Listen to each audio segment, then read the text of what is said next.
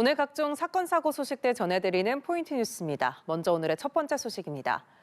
서울의 공유 자전거 따릉이를 해킹해 460만 개 계정의 정보를 유출한 피해자가 10대 중학생들이었습니다.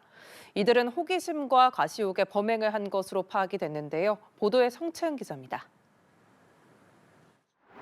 서울시설공단 공유자전거 따릉이의 가입자 개인정보가 유출된 사실이 알려진 건 지난 1월 말.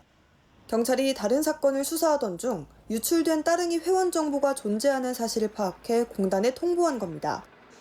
서울시설공단이 지난 2024년 6월 따릉이 앱 사이버 공격이 있었습니다. 그때 개인정보가 유출된 사실을 확인을 했는데 경찰 수사 결과 유출 피의자는 현재 고등학생인 10대 A군과 B군으로 범행 당시에는 중학생이었습니다. 이들은 공단 서버의 취약점을 이용해 약 462만 개 계정의 개인정보를 탈취한 것으로 조사됐습니다. 가입자의 아이디와 전화번호, 주소 등이 유출됐지만 이름과 주민등록번호는 포함되지 않았습니다. 서울경찰청은 정보통신망법 위반 혐의를 받는 A군과 B군을 불구속 상태로 검찰에 넘겼습니다. 경찰 조사 결과 두 사람은 SNS에서 만나 범행을 공모했는데 B군이 서버 취약점을 발견하자 A군이 개인정보를 내려받자고 제안하며 범행을 주도한 것으로 파악됐습니다. B군은 앞서 또 다른 공유 모빌리티 업체 서버에 수차례 디도스 공격을 했던 혐의도 추가로 받고 있습니다. 해당 업체 진정 사건을 수사하던 경찰이 B군의 전자기기에서 따릉이 개인정보 파일을 발견했고 텔레그램 계정을 추적해 A군을 추가로 검거했습니다. B군은 경찰에 능력을 과시하고 싶었다며 호기심에 범행했다는 취지로 진술했습니다. 경찰은 따릉이 서버는 암호화된 인증 토큰이 없어도 정보를 불러올 수 있는 미비점이 있었다며 고난도 해킹이 아니라고 설명했습니다. 또 개인정보를 제3자에게 유출한 정황은 확인되지 않았습니다. 진술을 거부하는 A군에 대해선 경찰이 두 차례 구속영장을 신청했지만 소년범이라는 등의 이유로 검찰에서 영장을 청구하지 않았습니다. 한편 해킹 사실을 알고도 2년이 지나도록 조치를 하지 않은 서울시설공단 관계자에 대해서는 입건 전 조사가 진행되고 있습니다. 연합뉴스TV 송채은입니다. 다음 소식입니다. 화가 난다며 3층 건물 옥상에서 에어컨 실외기를 던진 남성이 경찰에 붙잡혔습니다. 건물 아래에는 학생들이 걸어가고 있었는데요. 만약에 실외기에 맞았다면 정말 큰 사고로 이어질 뻔했습니다. 김선원 기자가 취재했습니다. 한적한 일요일 오후 4시 초등학생 3명이 골목을 걸어갑니다. 학생들이 지나간 직후 느닷없이 하늘에서 에어컨 실외기가 떨어집니다. 조금만 빨리 떨어졌다면 학생들 머리 위로 추락할 수도 있었던 위험천만한 상황. 건설 현장에서 물건이나 이런 게 떨어지거나 쇠가 떨어지고 쾅 소리가 나서요. 딱 그 소리였어요. 애들 반응은 좀 혹시 어땠는지 기억나요? 얼어있다 살짝. 위험한 상황이면 사람들 몸이 굳는다고 하잖아요. 딱 그 느낌이에요.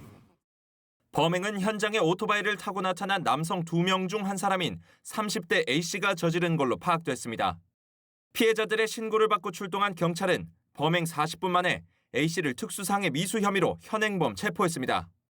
A씨가 실외기를 떨어뜨린 옥상입니다. 만약 지나가던 행인이 맞기라도 했다면 정말 크게 다칠 수 있는 아찔한 높이입니다. 실외기가 떨어진 충격으로 주차금지 표지판도 부서졌고 잔해도 도로 주변에 여전히 남아 있습니다. 특히 인근 초등학교 등하굣길에서 범행이 벌어져 주민 불안이 큽니다. 여기가 어린이 보호구역이고 바로 옆에 태권도 가장 있고 애들이 되게 많이 지나가는데 그걸 애들이 마시면은 큰일 난다 진짜. 경찰 조사에서 A씨는 화가 나서 던졌다는 취지로 진술했는데 행인들을 겨냥해서 던졌는지는 아직 파악되지 않았습니다. 우선 경찰은 A씨에게 정신병력이 있다는 사실을 확인하고 응급 입원을 조치했는데 이후 혐의가 인정되면 A씨를 검찰에 넘길 방침입니다. 연합뉴스TV 김선동입니다. 오늘의 마지막 소식입니다. 돈을 빌려준 뒤 갚으라면서 해외로 유인해 감금하는 방식으로 보이스피싱 콜센터 조직원을 끌어모은 총책 등 일당이 무더기로 검거됐습니다. 확인된 보이스피싱 피해자만 수십 명, 피해 금액은 수십억 원으로 조사됐습니다. 김규희 기자입니다. 필리핀의 한 사무실에 현지 경찰이 들이닥칩니다. 책상 위에는 여러 대의 컴퓨터와 태블릿 PC, 키보드가 어지럽게 놓여 있습니다. 은행 직원을 사칭해 유리한 조건으로 대출을 해주겠다고 속여 피해자들에게 돈을 뜯어낸 보이스피싱 콜센터 조직원들입니다. 30대 총책 등 일부는 범죄 모의를 위해 한국으로 들어왔다가 서울의 한 아파트에서 붙잡히기도 했습니다. 총책과 그 관리자급 5명이 서울에 있는 강남 아파트를 얻어서 생활하고 있었고요. 외국을 왔다 갔다 하면서 생활하고 있었는데 저희가 위치 추적이나 이런 거를 확인을 해가지고 대전 중부경찰서는 총책을 포함한 보이스피싱 콜센터 조직원 등 76명을 사기 등 혐의로 붙잡은 가운데 11명은 구속했습니다.